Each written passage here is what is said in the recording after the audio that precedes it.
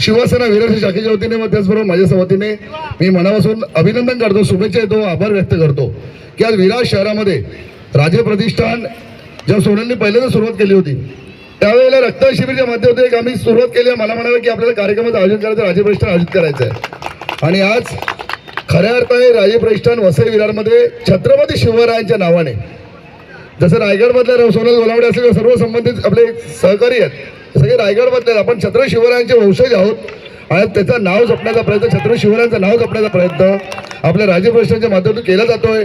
मी आता व्यासपीठावर असताना सोनलला म्हणालो की परवा शिवजयंती झाली होती 17 तारीखला तिथीप्रमाणे, आणि त्या दिवशी आयोजन झालं असतं तर अजून वेगळं असतं, पण ठीक आहे सुट्टी नव्हती आणि आज तरी कार्यक्रम घेतलेला आहे क्रिकेट मॅचचा.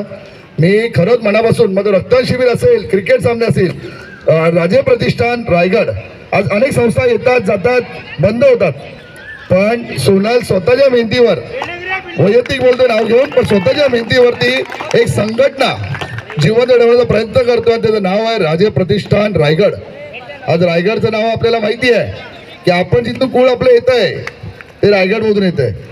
मग माझं का असेल तुमचं असं प्रत्येक मराठी माणसं